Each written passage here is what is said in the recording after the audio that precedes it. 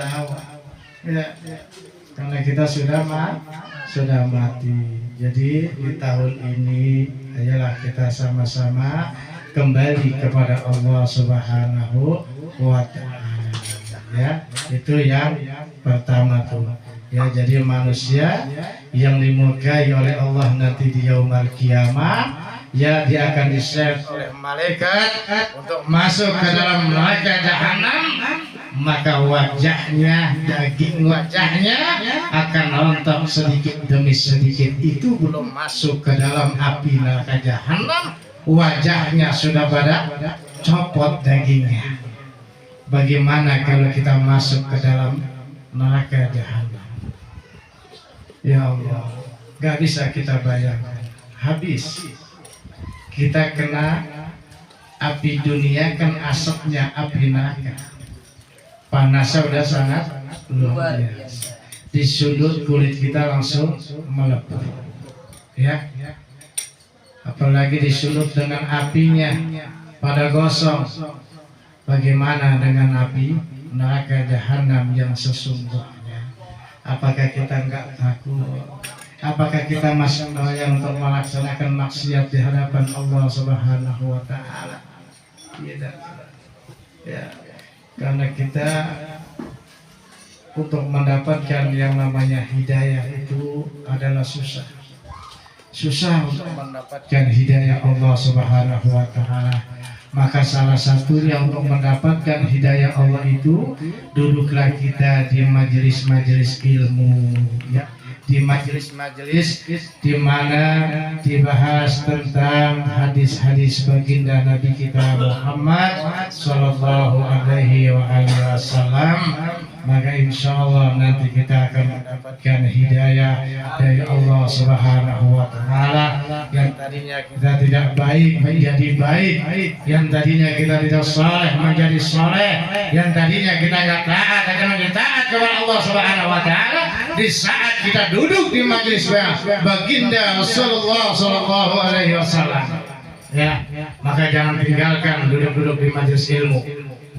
Walaupun hanya 5 menit, usahakan kita duduk di mana saja ada majelis ilmu, datangin, dudukin di situ. Walaupun kita tidak bisa membaca kitab, kita hanya bisa mendengar dan menguping saja, maka insya Allah nanti Allah Ta'ala akan berikan kepada kita manfaatnya, hikmahnya yang akan kita dapatkan di yaumul kiamah. Jadi jangan malas-malas untuk menuntut ilmu agama. Ya, itu yang satu ya. Kemudian yang kedua, manusia yang dimurkai oleh Allah Subhanahu wa Ta'ala nanti di yaumul kiamah, yaitu imam yang dusta, pemimpin yang bohong, pemimpin yang banyak janji-janji kepada rakyatnya. Maka pemimpin semacam ini adalah pemimpin yang nanti di yaumul kiamah Allah murka kepadanya. Allah Ta'ala akan masukkan pemimpin yang demikian masuk ke dalam neraka jahanam. Ya, saat ini nih kita menjelang pemilu nih, banyak caleg-caleg yang pada minta dukungan kepada kita, minta bantuan, ya, kepada masyarakat untuk dia menang. Janjinya kan manis-manis, betul nggak? Nanti kalau saya menang tenang aja, ya, di kampung jalanan bakalan bagus. Setelah menang nggak ingat, bohong nggak dia?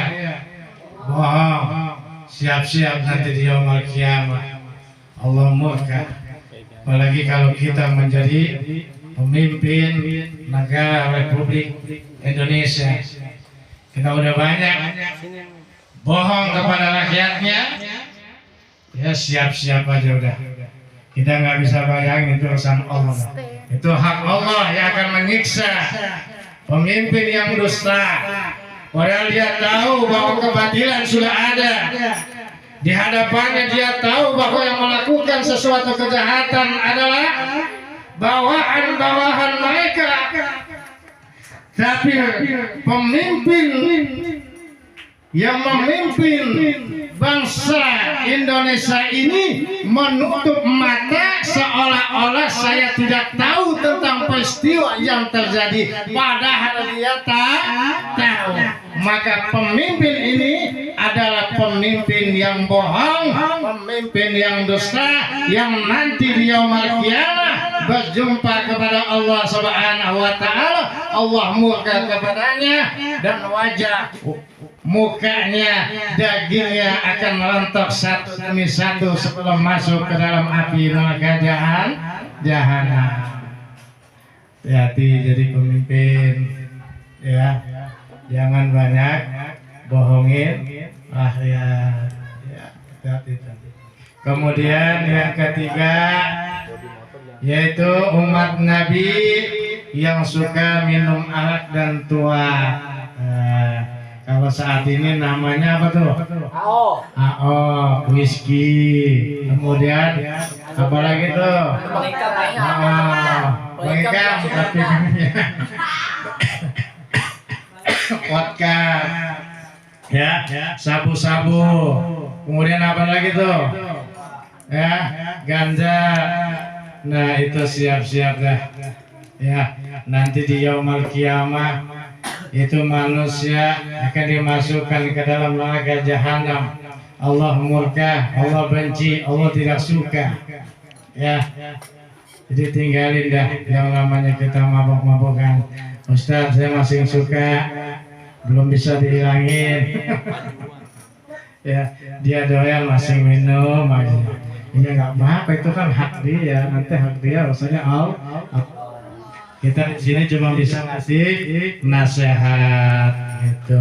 Nasihat kita dipakai nggak dipakai kan hak dia. Kita nggak boleh ngotot, boleh capek-capek ngomong begini, ya lu nggak pakai nggak boleh gitu ya.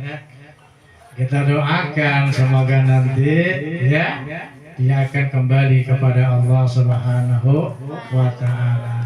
Ya. Jadi taubat deh tuh yang suka minum, ya, yang mabok-mabokan tinggalin sedikit demi sedikit, ya.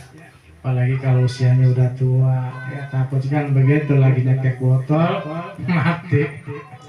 Alhamdulillah. Siapa nih Bang Wawan? Mati di mana? Matinya tuh di pojokan. Lagi ngapain tuh botol lagi pegang katanya. Matinya sengit banget. Ya Allah ya.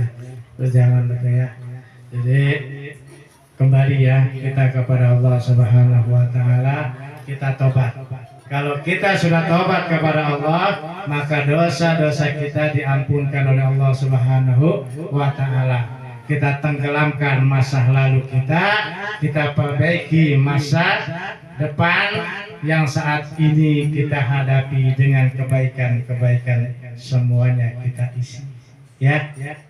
Jadi yang udah masa lalu tutup ya, tahun 45 Hijriah ini diisi kembali dengan kebaikan.